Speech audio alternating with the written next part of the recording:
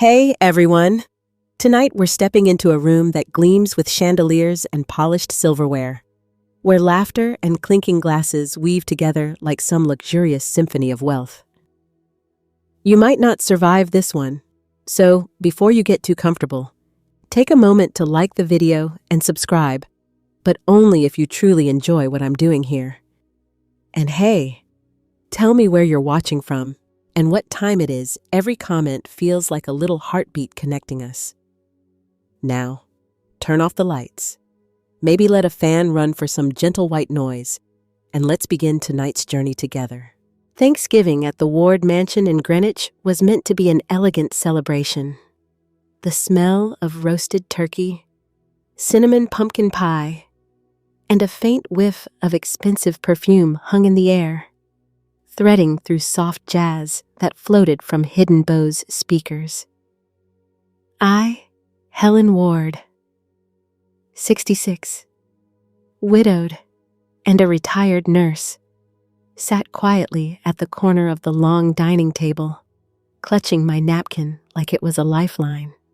My hands had healed hundreds of patients over 35 years, yet tonight they trembled just trying to hold a glass of red wine. Camilla, my daughter-in-law, looked like she had stepped straight from a fashion magazine. Snow-white silk dress, perfectly styled blonde waves, and a smile that didn't quite reach her eyes. She lifted her glass, radiant, announcing the designer and price of her dress, $10,000. Guests applauded. I felt the weight of being invisible pressing down like the thick velvet curtains in the room. And then, in a heartbeat, the glass slipped. The red wine arced through the air and landed on her pristine dress. Silence followed, heavier than the chandelier above. Camilla's scream cut through the music. "Do you have any idea how much this costs? You ruined everything." Before I could respond, Andrew's hand struck my face. The sting was nothing compared to the hollow shock settling in my chest. I didn't cry. I stood frozen, listening to the wine drip slowly onto the polished floor, the sound echoing like the rhythm of a breaking heart. Guests fumbled for phones, some snickering, others in stunned disbelief. That night, I didn't just witness a slap or a ruined dress. I found something else. A silver USB drive slipped from Camilla's pocket. Cold and sharp, it whispered promises of secrets that could topple the empire she had quietly built behind my son's back. My motherly heart throbbed in tandem with a flicker of something more, a chance to reclaim not just dignity, but control. I left the mansion under the pretense of calm, walking past the family portrait where Andrew and Camilla's smiles were frozen. I was the shadow in the frame, erased. Outside, rain battered my coat, dry leaves skittering across the driveway. I sank into my old car, USB clutched in my hand like a small talisman. That night, I realized humiliation was temporary, but the truth I now held could last forever. I drove through the wet streets of Hartford, the rain streaking my windshield like watercolor tears. Each red traffic light reflected across the glass reminded me of the wine stain on Camilla's dress, bright, unavoidable, and haunting. My cheek throbbed where Andrew's hand had landed, but it wasn't just pain that pulsed there. It was recognition. Recognition that I had been invisible for too long. That night, my apartment felt both small and sacred, a place untouched by wealth and lies. I placed the USB carefully on the table, as if setting a seed that would one day grow into justice.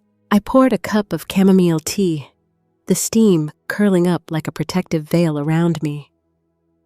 My apartment smelled faintly of old books, roasted coffee, and the lingering scent of rain that had clung to my coat. I sat down and stared at the USB, unsure what secrets it held, but certain that it was mine to explore. My hands shook at first, not from fear, but from anticipation. Nurses like me are trained to stay calm under pressure. Yet nothing in 35 years at Mercy Hospital had prepared me for this. I slid the drive into my computer and watched the screen light up. Excel sheets, PDFs, and file names that looked harmless enough at first glance. Transreports June. XLSX. Confidential accounts. Europe. PDF. Internal fund transfer records. XLS. But something told me these were far from innocent. As I opened one, rows of numbers stretched endlessly. Transfers from Ward Pharmaceuticals Research Fund to accounts in Switzerland, Luxembourg, and an unfamiliar name, Velasa Medical Holdings. My pulse quickened. Andrew had told me about the fund, the international collaborations, the sums of money that seemed to disappear and reappear with no real explanation, but seeing the data like this made my chest tighten. Every document carried Camilla's signature. Emails instructed account managers to shift millions, always marked urgent and confidential. One email made my blood run cold once the shares were transferred. Velasa would merge, and Andrew would remain unaware until it was too late. She hadn't just betrayed him. She had orchestrated his ruin. I breathed slowly, grounding myself. I had been a nurse, trained to act when lives were at stake. This was no different. My son's professional life, his reputation, perhaps even the future of Ward Pharmaceuticals, was in peril. I couldn't involve him directly. Camilla controlled his perception, his information. I needed someone outside the family, someone trustworthy. Clara Vaughn came to mind immediately. Years ago, I had saved her life after a terrible car accident while she was at Mercy Hospital. We'd lost touch, but I remembered her as meticulous, fearless, and relentless in pursuit of the truth. Pulling out my phone, I found her number. My fingers trembled as I dialed. 3 rings. Clara Vaughn, came her cautious, professional voice. Clara, it's Helen Ward. I need your help, I said, my voice low, steady, urgent. It's about Andrew. Camilla, something illegal. I can't go to anyone else. A pause, then her tone softened. Helen, I remember you. What's going on? Are you safe? I have evidence, but I need someone who can handle it safely. Can we meet? She responded with a quiet, deliberate tone. Don't share anything online. Don't tell anyone. I'll arrange a secure meeting. Stay safe. Helen, I hung up and exhaled. For the first time since the slap, a spark of hope ignited. I wasn't powerless. The humiliation of the Thanksgiving dinner would not define me. I had the truth now, and I would use it carefully, like a scalpel, to cut through the deception that had poisoned my son's life. Outside, the rain persisted, soft and steady. Inside, I sipped my tea and plotted my next moves. I would remain silent, observant, patient, but I would not be erased again. The following morning, sunlight spilled weakly through the blinds, scattering patterns across the table where the USB lay like a sleeping secret.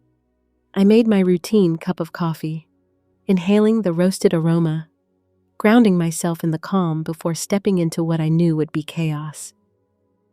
My apartment felt empty, but alive, each ticking second echoing the rhythm of my resolve. I traced the edges of the USB with my finger, feeling the cool metal, imagining all the schemes it could expose and all the lives it could change. I had been invisible for decades, but not anymore. I dressed quietly, choosing a simple gray coat, the one that had seen me through countless nights at Mercy Hospital, and wrapped the wool scarf Sophie had made for me years ago. That scarf, her tiny, uneven stitches, was a reminder of love untainted by ambition. The kind of love Camilla couldn't fabricate. I stepped into the rain, the wet air crisp and biting, and drove toward George Miller's office. He had been a close friend of my late husband's, an old school attorney with a sense of discretion I could trust. George greeted me with the same warmth he had always shown. His eyes widened as he took in my soaked coat and the envelope I carried. Without hesitation, I handed it over. "Keep this secure. Don't open it unless I say so," I instructed. He nodded, his fingers brushing the envelope, feeling the weight of what might be inside. "Helen, you know I'll honor your request," he said. The drive back home was slow, streets glistening under the drizzle, headlights stretching into long, thin ribbons on the wet asphalt. I kept my thoughts focused. Camilla had orchestrated her plan meticulously, but she had underestimated one thing: an old mother who refused to stay silent. That night, I sat at my small desk, opened the second USB to make a backup, and carefully labeled it. Evidence copied. Plans forming. A quiet determination filled the apartment, stronger than fear. Later, I called Clara. Her voice came steady but wary. "Helen, I've reviewed the files. Camilla is laundering money internationally. We need to be cautious. Any slip, and she could move fast." "I understand," I whispered, "but the truth must reach Andrew. He doesn't see it yet." She paused. "Then we proceed carefully. I'll handle the public exposure when the time is right."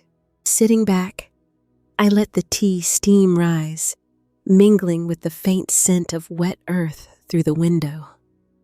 For the first time in years, I felt a small flame of control. I wasn't just a mother who had been humiliated, I was the architect of revelation. The calm before the storm was mine to savor. I knew the fight ahead would test patience, courage, and wit. But I would not falter. Not again. The next morning, Hartford felt muted, gray clouds hovering low like a heavy blanket pressing on the city.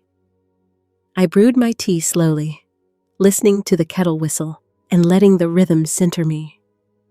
Today, I would begin the quiet part of my plan, moving invisibly, while the world remained oblivious to the storm I was about to unleash. Clara had been sending coded updates, each short message a pulse of electricity in my veins. 2 intermediaries located, evidence solid, don't communicate via email. 1 read. I placed my phone down and stared out the window at the puddles reflecting streetlights like tiny moons. Every reflection reminded me that things are never quite as they appear sometimes. The truth is submerged just beneath the surface, waiting for someone to notice. It's a mess. I dressed with care, not in showy elegance, but in clothes that allowed me to blend in. I carried the backup USB carefully tucked into my coat pocket. Each step outside felt deliberate, like a chess move on wet pavement. The wind carried a faint scent of damp leaves and early winter frost, sharp enough to wake every nerve. The first stop was the post office. I hand-addressed an envelope to Camila. The letter inside was carefully composed, deceptively apologetic. Every word, every curve of the letters carried the illusion of humility while secretly establishing a psychological foothold. I wanted her to believe that the old, clumsy mother was still weak, that she could control the narrative. But the USB was my real leverage, not words on paper. As I walked back to my car, I noticed small details I had never appreciated: the sound of raindrops tapping in irregular patterns, the smell of wet asphalt rising like incense, the distant chatter of commuters with umbrellas bending under the drizzle. Life was continuing outside my personal vendetta, oblivious to the reckoning I was preparing. It struck me then, a soft but sharp insight: the world rarely waits for justice. You have to carve it for yourself. Back in the apartment, I laid out the files on the kitchen table. Each PDF, each financial report, each internal email represented a piece of the puzzle. Camila's network of shell companies, offshore accounts, and hidden transfers sprawled across the documents like veins under glass. I pored over them meticulously, making notes, cross-referencing transactions. Every discovery strengthened my resolve and made the memory of Andrew's slap burn with purpose instead of pain. Hours passed in silence, broken only by the occasional sip of tea or the scratch of my pen. By late afternoon, I had prepared a small but potent packet of evidence to deliver to Clara. It was careful, precise, and undeniable. If executed correctly, it would expose Camila's intricate web of deceit without putting Andrew at immediate risk. Timing and subtlety were everything. When Clara called that evening, her voice carried the intensity of someone who understood the stakes. "Helen, are you ready to proceed?" she asked. I nodded, even though she couldn't see me. Yes, but we wait for the right moment. Let her believe she is untouchable. I leaned back, hands wrapped around my cup, watching the rain streak the window like liquid silver. The fire inside me was low but steady, coiled like a spring ready to release. I realized something old nurses know well: patience is often stronger than action. Observation sharper than aggression. My moment would come, and when it did, it would be precise. No grand gestures, no fury, just truth, laid bare, unstoppable. I closed the blinds, leaving only the faint glow of the computer screen and the soft rhythm of rain. Somewhere across the city, Camilla Ward was going about her evening, unaware of the trap tightening silently around her, and I, Helen Ward, once slapped, humiliated, and erased, was no longer afraid.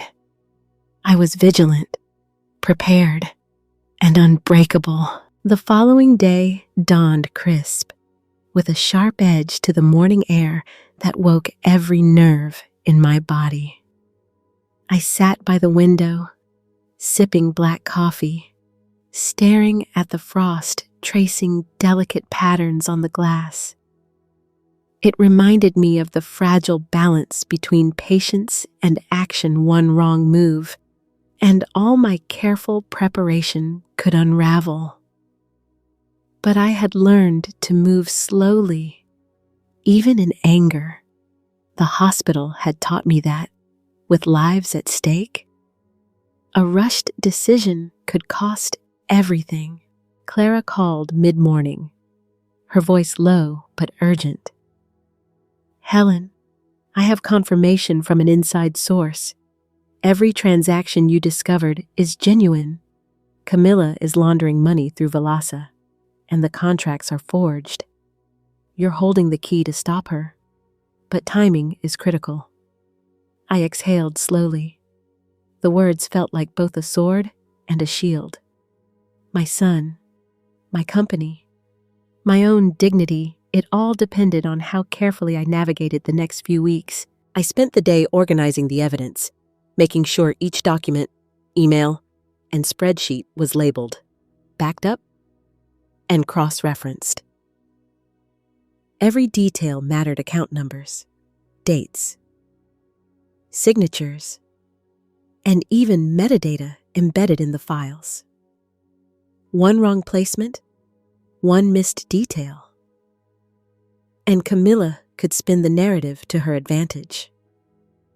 My hands moved deliberately, trained over decades of administering medications, writing reports, and observing subtle symptoms that others missed. This was a different kind of life or death, but the principle was the same: precision saves lives.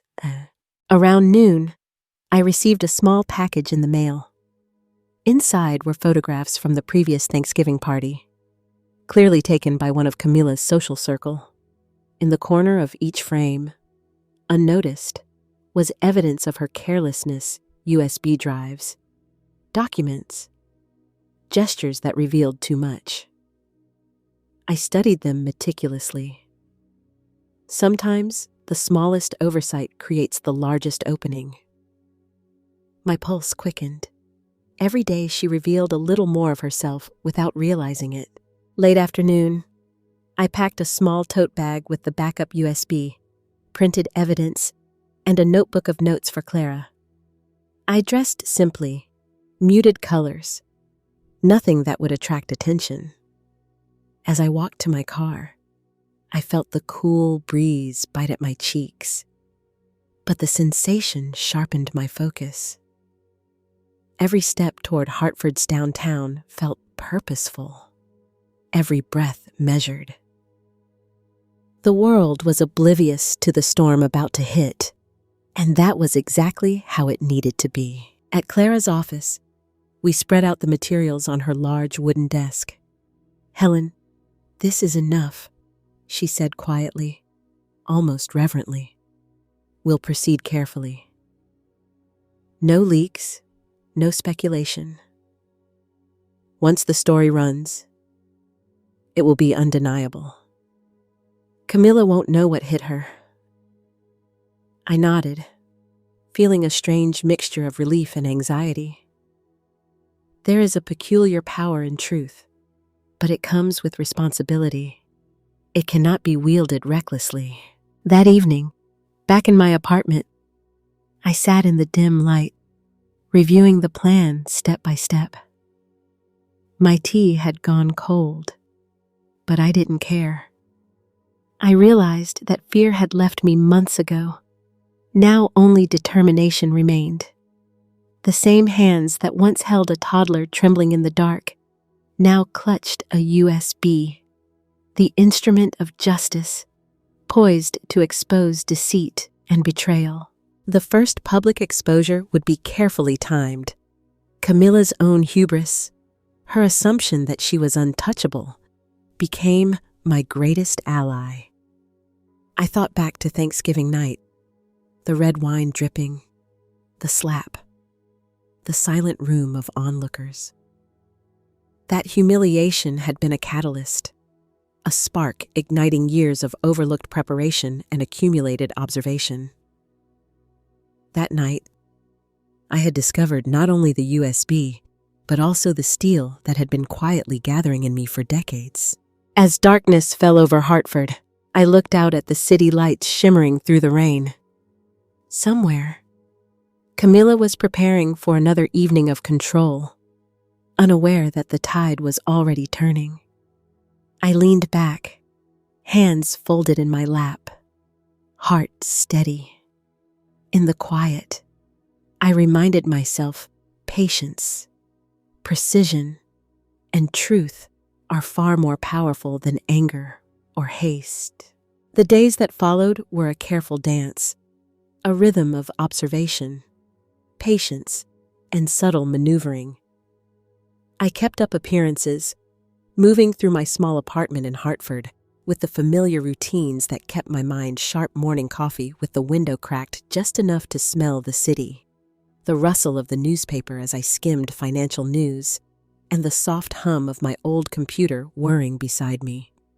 To an outsider, I was just Helen Ward, an elderly woman with a quiet life.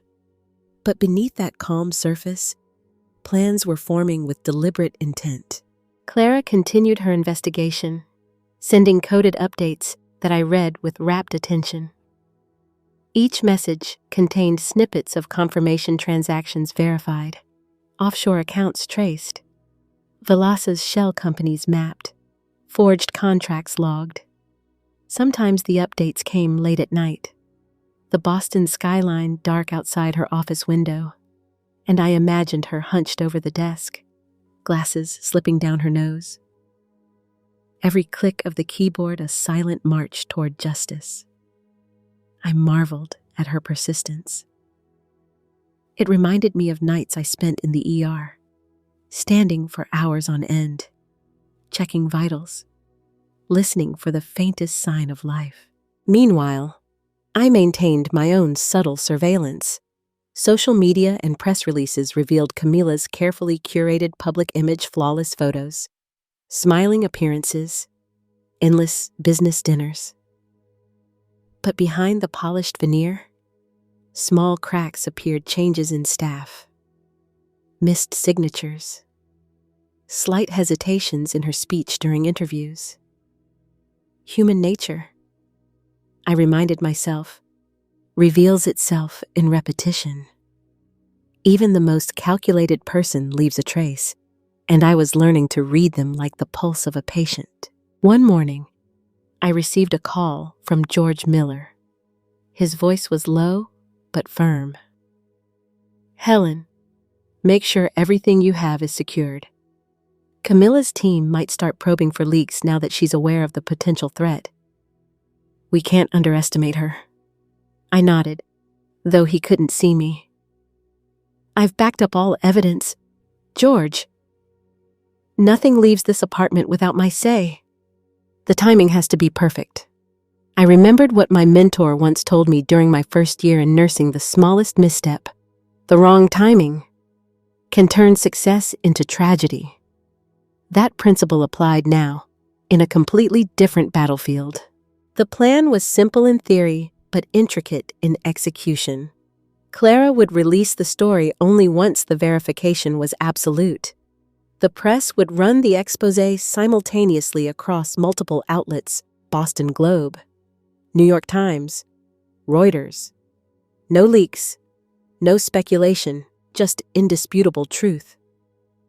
I could almost feel the tremor it would send through the Ward household. Camila's illusion of control had been built on careful misinformation, but it was about to collapse under the weight of evidence. At night, I would sit by the window, the city lights reflected in the darkened glass, sipping chamomile tea, my hands wrapped around the warmth. I thought about Thanksgiving night again: the slap, the wine, the cold judgment of everyone at the table. That moment had crystallized my purpose.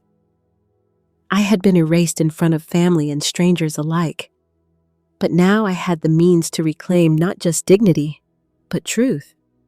I no longer feared confrontation. One rainy evening, I drove past the Ward mansion, keeping a respectful distance but noting patterns: lights on in the home office, Camila moving with hurried precision, Andrew often absent or distracted. Their routines were predictable to anyone paying attention, and I was paying close attention. Knowledge, after all, is the most potent weapon when wielded quietly and strategically. By the second week, the tension in my chest had shifted from anxiety to anticipation. I was no longer reacting, I was initiating. I opened my notebook and wrote the next steps in precise language, timestamps, and contingencies. What if she discovered the USB? What if Andrew intervened unwittingly? Every scenario had a plan, every possibility a response. My mind moved with the same precision I had once used to administer medications in a crowded hospital ward, deliberate, calculated, and unwavering. Late one night, as the wind rattled the windows and rain streaked down the glass, I realized something remarkable. I wasn't just planning to expose a crime. I was reclaiming my life. Every step I took, every detail I noted, every backup copy of the evidence was a declaration I existed. I mattered, and I would no longer be invisible. For decades, I had cared for others, quietly sacrificing my comfort and recognition. Now, I was finally turning that care and attention toward myself. The storm outside mirrored the storm inside me. I felt alive, awake in a way I hadn't for years. Camila may have thought she held all the cards, but the truth has a rhythm of its own. And like every patient I had ever nursed back to health, sometimes the recovery begins in silence, in careful observation, and in the patience to wait for the perfect moment. Tonight, I was ready. Morning light filtered weakly through my small Hartford apartment, brushing against stacks of files, my notebook, and the faintly gleaming USB drives I kept under lock. The air smelled faintly of chamomile tea, lingering from the night before. I sipped slowly, letting the warmth settle into my hands and stomach. Today felt different. There was an electricity in the quiet, a sense that the tide was about to turn. Clara had sent a short message, all set. Tomorrow morning, be ready. My pulse quickened, but I forced myself to breathe, to move through each action deliberately. I spent the day in what looked like ordinary routines. I tidied the apartment, ran the vacuum slowly down the hall, even folded laundry. Each mundane act masked the storm that churned inside. I wasn't nervous. I was precise. Every detail mattered. When I had cared for critically ill patients, I knew that in moments of crisis, the small, deliberate acts often determined life or death. The principle now applied to a different battlefield. Clara called late afternoon. Her voice was hushed but excited. Helen, all confirmations are in place. The documents are verified. Every offshore account traced, every transfer mapped. The story goes live at 8 a.m. tomorrow across multiple outlets. Ward Pharmaceuticals won't know what hit them. I smiled faintly, feeling both anticipation and calm. This was no longer about revenge. It was about truth, about finally setting the record straight. My son's life, my own dignity, the integrity of the company, it all hinged on this moment. I prepped my evidence once more, double-checking the files, ensuring nothing was missing. Every email, every spreadsheet, every transaction record was accounted for. I backed up the backups, labeled drives carefully, and hid them in my safe. The precision of my former nursing years had returned in full force. Each piece of evidence was a patient, a life I was responsible for in its entirety. I couldn't afford mistakes. Evening arrived with the gentle patter of rain. I brewed another cup of tea and sat by the window, watching the city glisten under streetlights. I thought of Camila and Andrew, unaware of what awaited them. The arrogance and overconfidence that Camila had carried for months made me smile slightly. People who think they control everything rarely do. They had underestimated patience, discretion, and the quiet observation of someone they had long dismissed. I also thought about Andrew. I had hoped he would see the truth himself, but years of distance, pride, and trust in the wrong person had blinded him. My role wasn't to punish him. It was to illuminate the reality. Sometimes love requires intervention, not indulgence. I remembered every year I had worked myself ragged to give him opportunity and stability. Now, after all the betrayal and humiliation, I realized that showing him the truth was my final gift. As night fell, I placed the USB drive in an envelope, sealing it carefully. I set my alarm for 7 a.m. early enough to monitor the story's release. Sleep came fitfully, a mixture of excitement and anticipation. Dreams of the Thanksgiving party, of the slap, of the wine-stained dress, returned but were now reframed not as shame, but as the moment that ignited my awakening. By 6:30 a.m., I was awake, sipping tea and watching the city slowly brighten.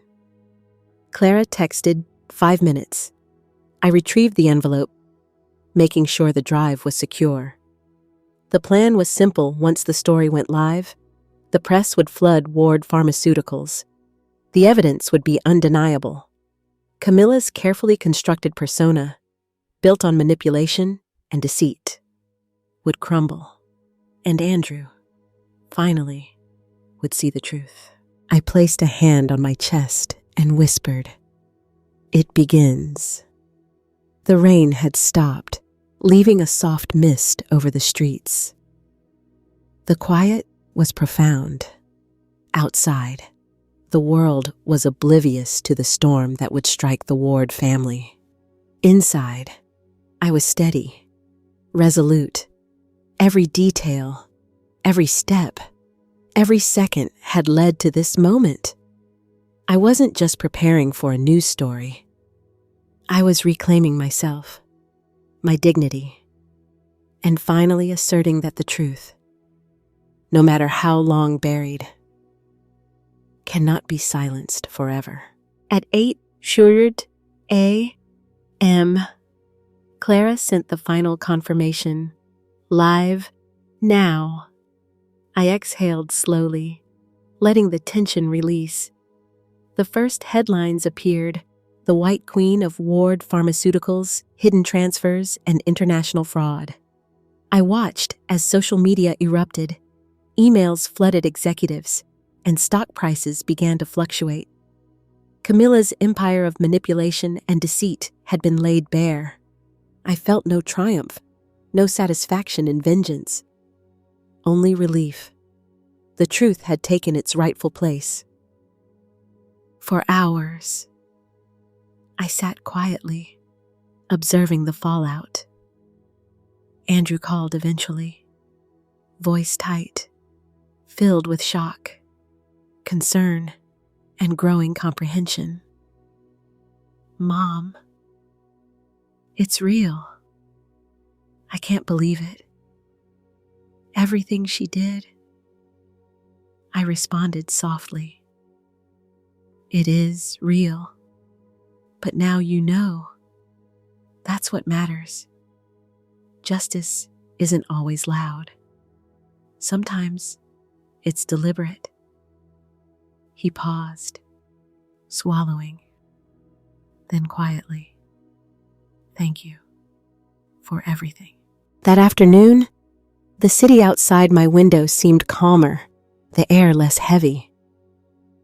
I felt the weight of years of silence and suppression lift slightly. I had acted carefully, thoughtfully, and with integrity. In the quiet aftermath, I understood that true strength is not about confrontation or loud vindication, but about perseverance, patience, and the courage to act at the precise moment. The morning after the story broke, Hartford felt suspended between disbelief and revelation. Sunlight filtered through my curtains, soft and tentative, like a promise that some things could finally be set right. I poured a cup of chamomile tea, the steam curling gently upward, and placed the envelope with the backup USB on the table. My hands didn't shake. They hadn't in weeks. Not since I realized the power of patience and careful observation. I watched the news, each channel replaying Camilla Ward's downfall. It was surreal, almost cinematic. The blonde, immaculate, poised woman reduced to flustered disarray under the weight of her own greed. Every carefully curated smile was gone, replaced with fear and disbelief. Andrew came over that afternoon. He was quiet at first, as if stepping into a new world he had never expected to enter. His usual air of confidence was gone, replaced by a fragile hesitance. A man stripped bare of illusions. He held the laptop I had handed him yesterday, scrolling through the documents again. I didn't need to explain. The evidence spoke for itself. Each email, each transfer, each forged signature laid bare the extent of Camilla's deception. I remembered the Thanksgiving night, the slap, the wine spilling like dark red memory across her dress. That moment, which once felt like the pinnacle of humiliation, had become the pivot of everything. It wasn't just revenge, it was awakening. Andrew's eyes met mine, confusion and shame mingling in a storm he could no longer control. I didn't chastise him. I only let him see the facts and draw his own conclusions. Clara called in the evening. Her voice was softer than usual. "Helen, the story is spreading beyond what we expected. Corporate media, national newspapers, financial networks, they're all picking it up. The pressure is mounting on Ward Pharmaceuticals' board, and Camilla's influence is diminishing rapidly. Are you prepared for what comes next?" I nodded to the empty apartment. "I'm prepared. We're not here to humiliate, we're here to reveal truth. Let the system handle the rest." I spent the rest of the day organizing the files, making notes, and thinking about Sophie.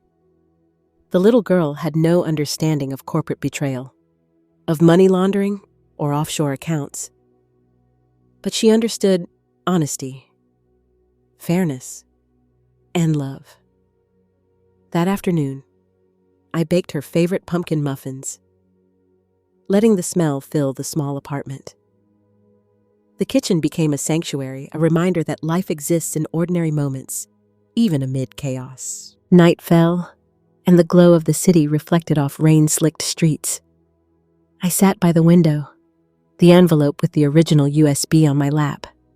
I reviewed my notes, double-checking dates, email headers, and account numbers.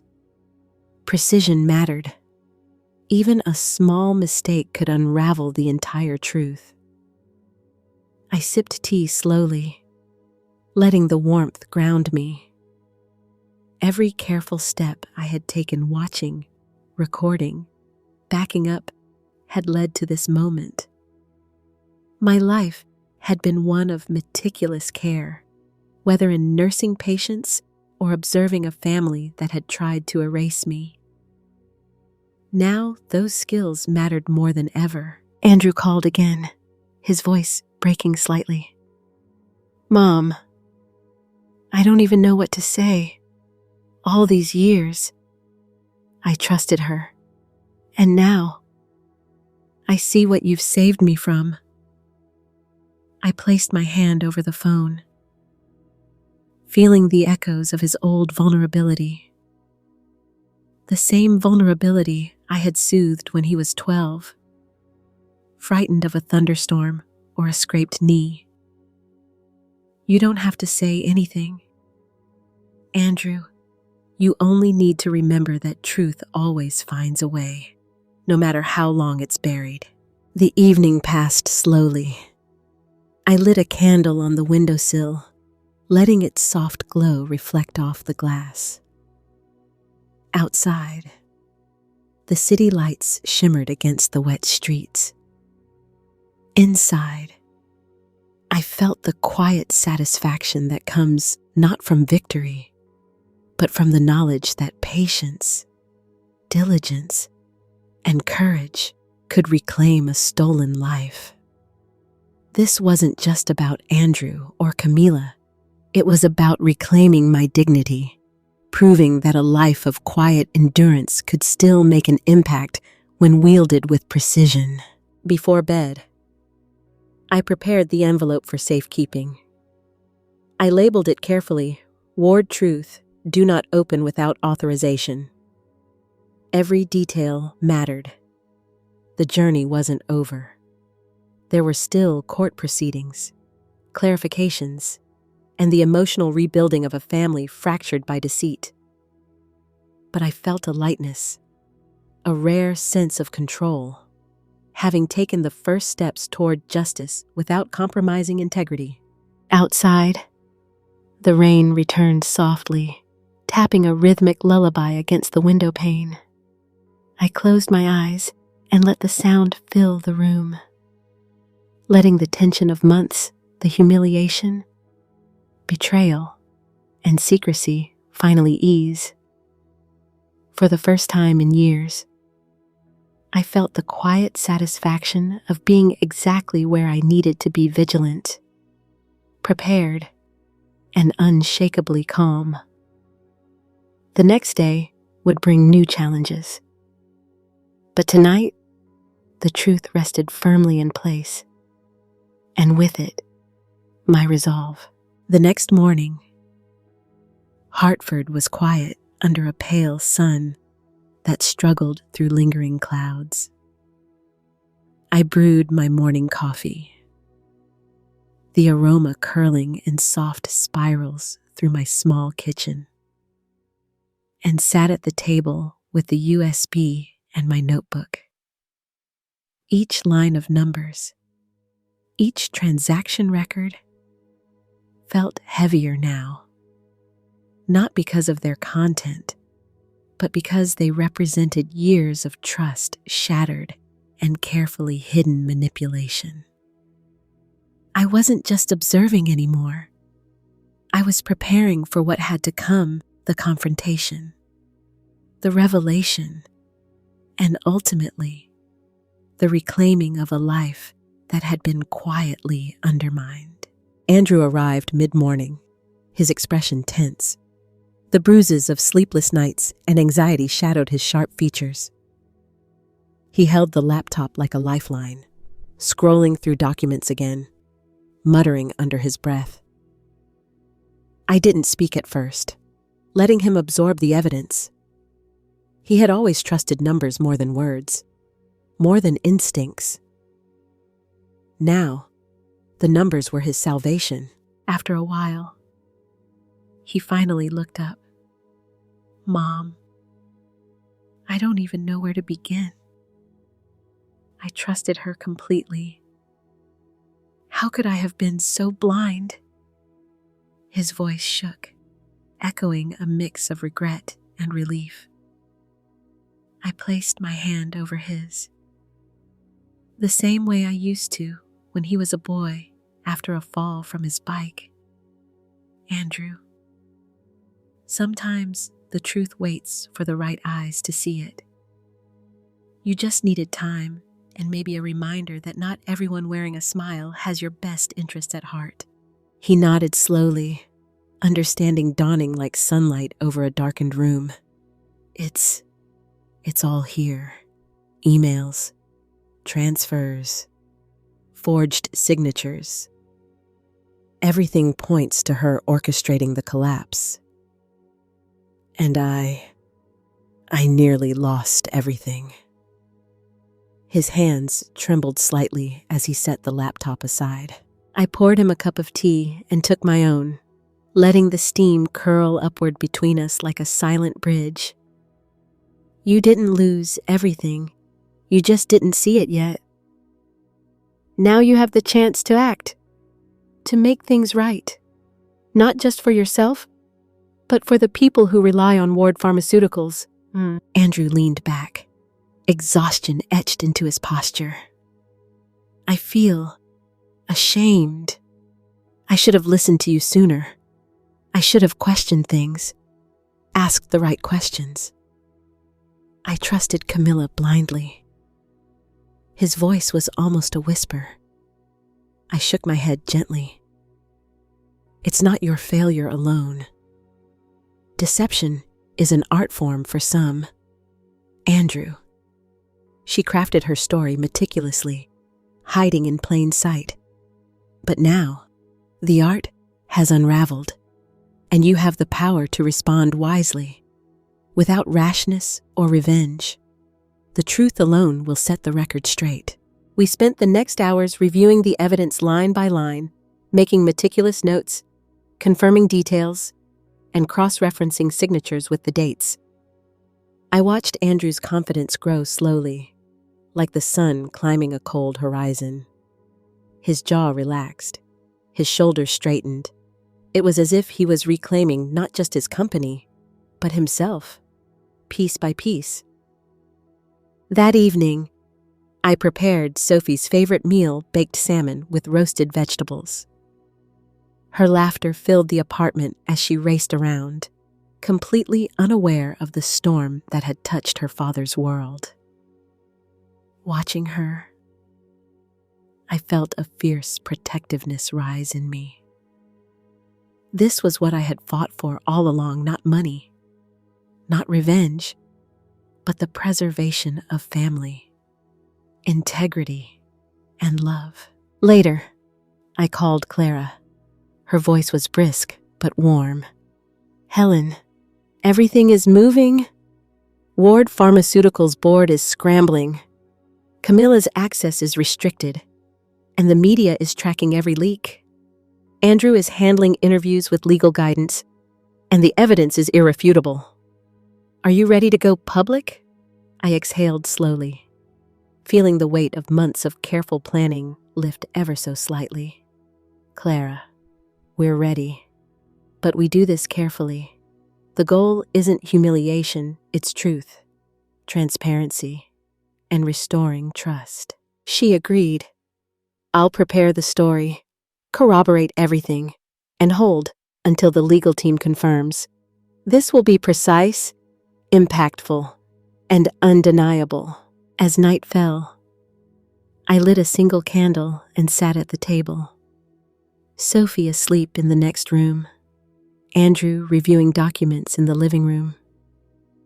The rain returned gently, a rhythmic reassurance against the window pane.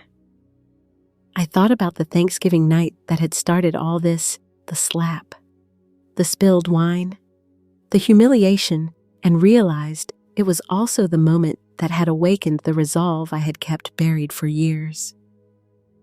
Without that evening, without the injustice, I might never have discovered the quiet power of careful patience, observation, and unwavering diligence. I took my notebook, writing the words, "Justice is not always loud. Sometimes it is precise, patient, and unseen until the right moment." Outside, the wind rustled leaves in a soft, melodic accompaniment, and I felt the rhythm of control returning to my life. The next steps would be critical, and I was ready. The following morning, the light in Hartford was thin and gray, drifting across my apartment like quiet anticipation.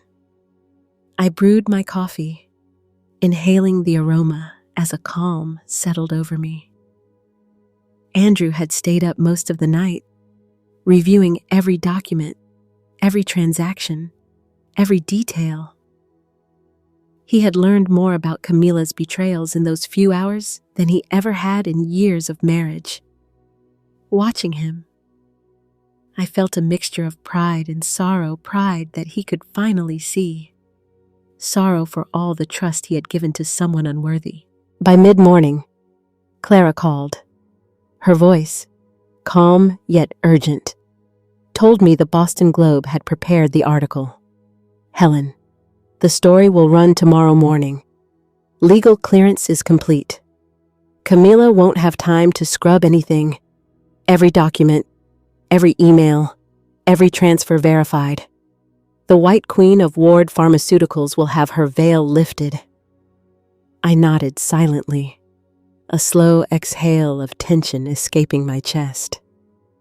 I felt the weight of responsibility settle lightly on my shoulders. This wasn't about revenge. It was about truth. Andrew came to the table, running a hand through his damp hair.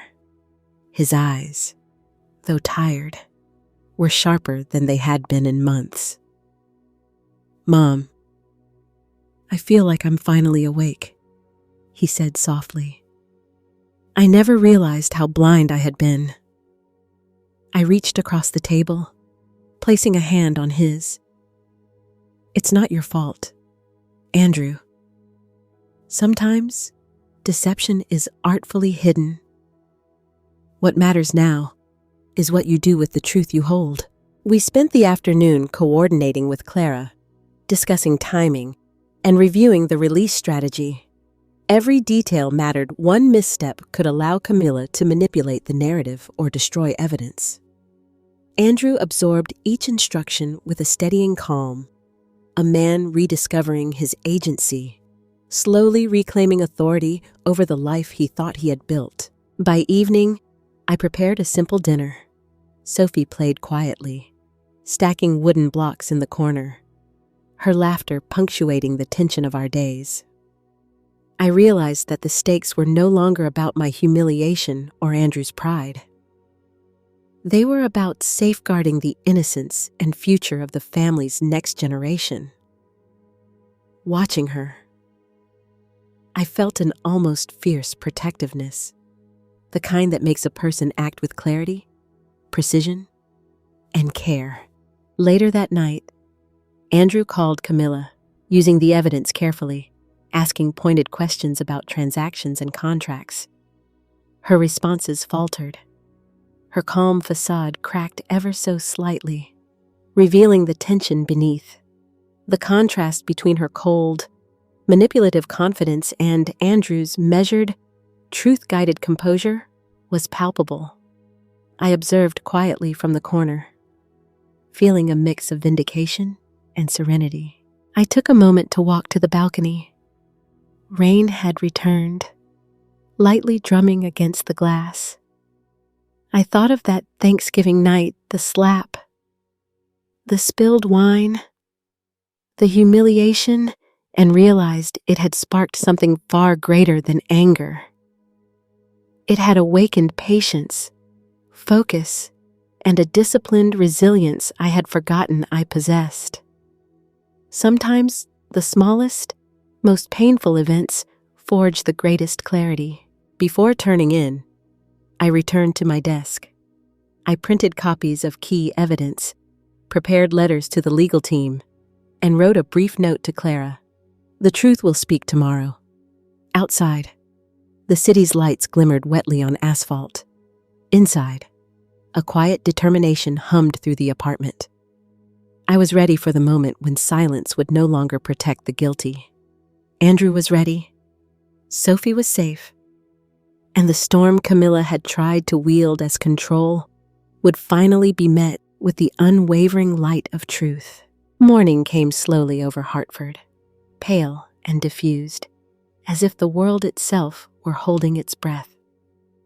I sat at my small kitchen table, a cup of chamomile tea warming my hands, while Andrew reviewed the final set of documents one last time.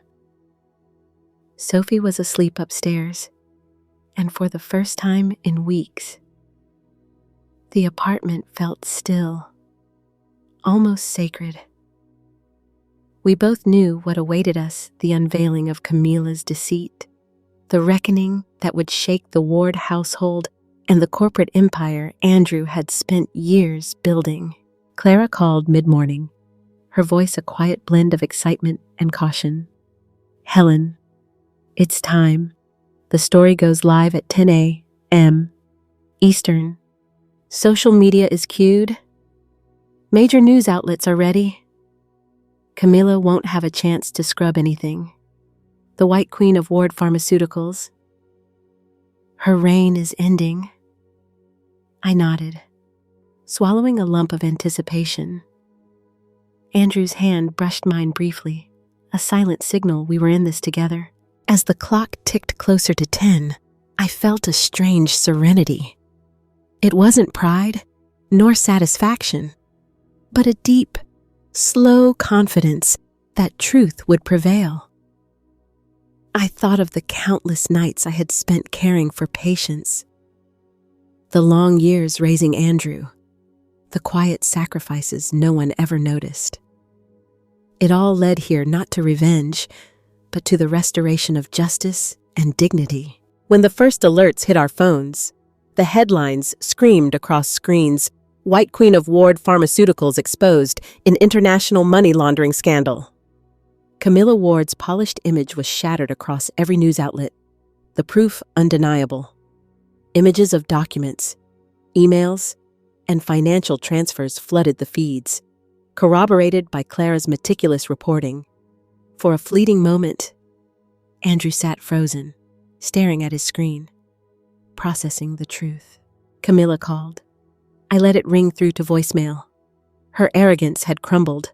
Her voice trembled in texts. Desperate inquiries about how the breach occurred, pleading for damage control. But I did not respond. Silence was our armor, the truth our sword. By late afternoon, Andrew returned from his office, exhausted but composed. "Mom, it's over. For now." I poured us both a cup of tea, the warm steam rising like a soft exhale.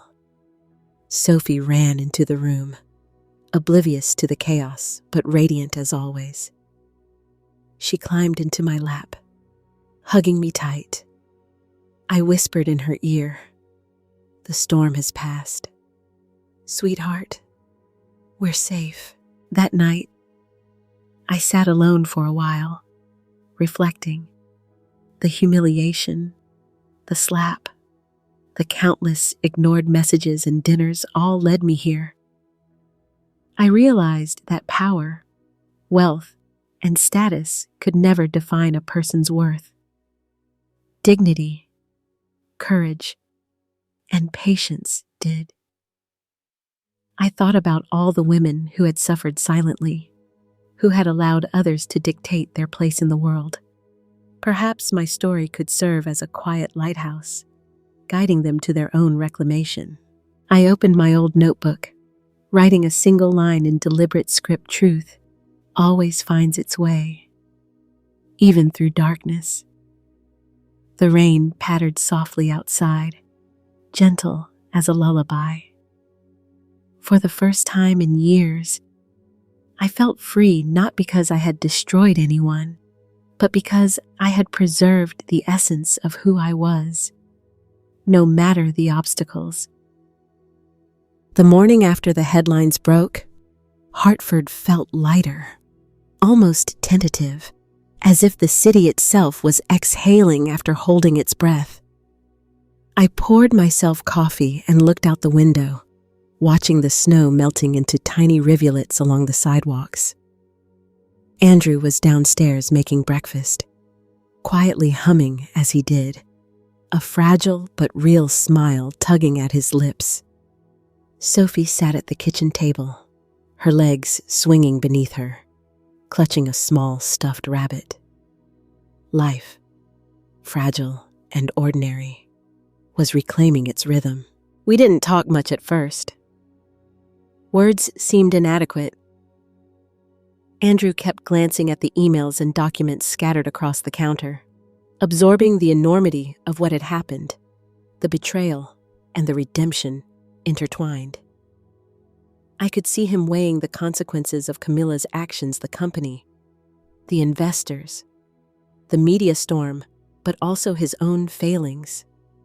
The man who had once struck me across the face sat quietly, humbled, realizing that the truest lessons come not from pride, but from acknowledging vulnerability.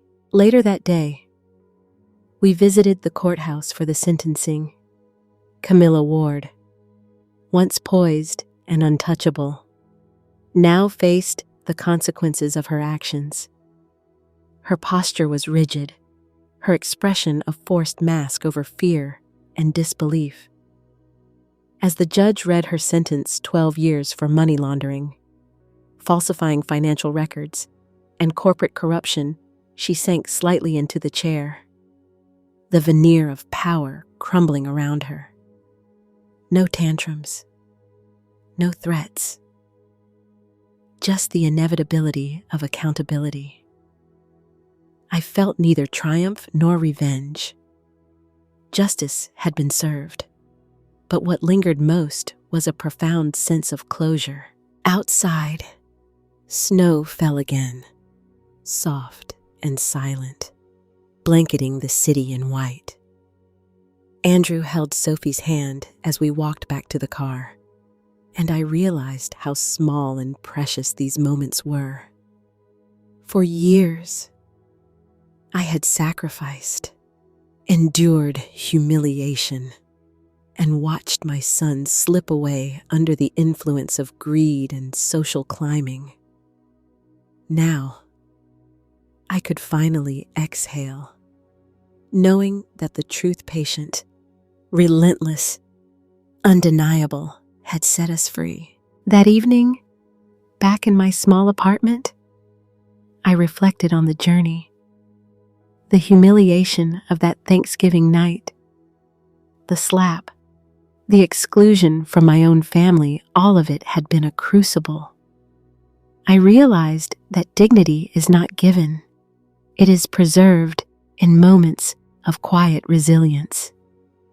I opened my journal and wrote, "Sometimes the smallest acts gathering evidence, standing silent, keeping faith are the most revolutionary."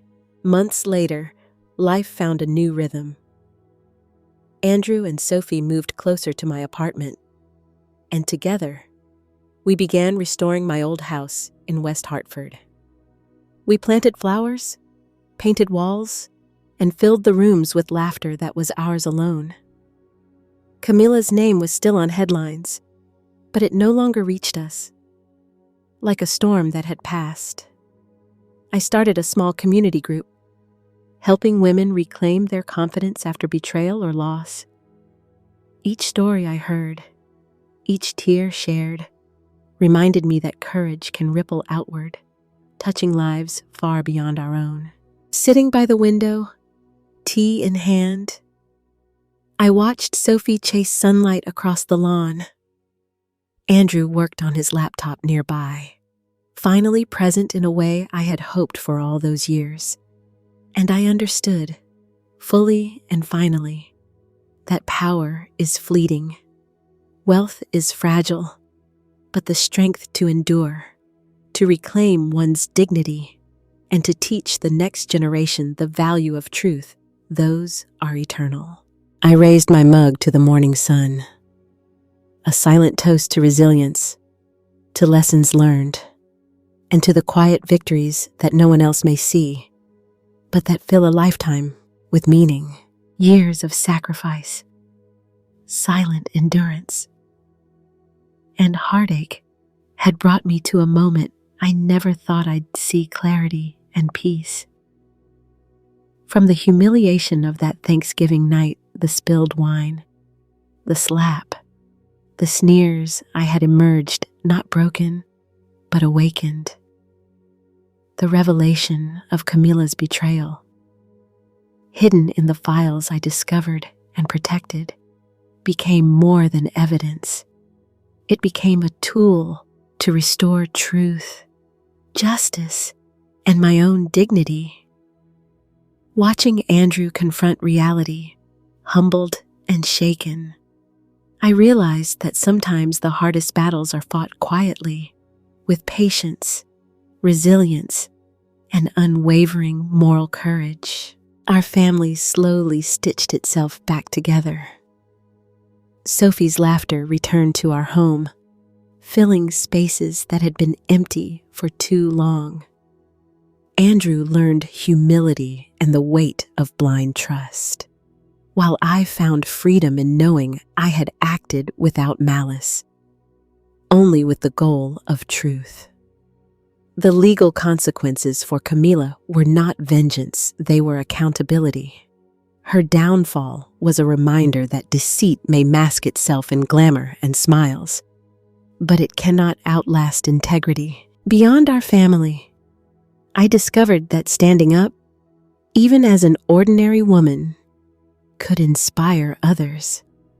Teaching, mentoring, and sharing my story allowed me to witness courage ripple outward, empowering women who had been silenced or dismissed to reclaim their voices. I learned that strength does not always roar. Sometimes it is the quiet endurance, the steady hand, and the unwavering heart that make the most profound impact. In the end, it wasn't about punishment or revenge.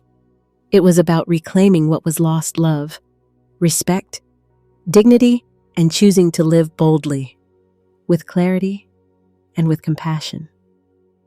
Life may knock us down, but resilience, truth, and courage are the forces that lift us again.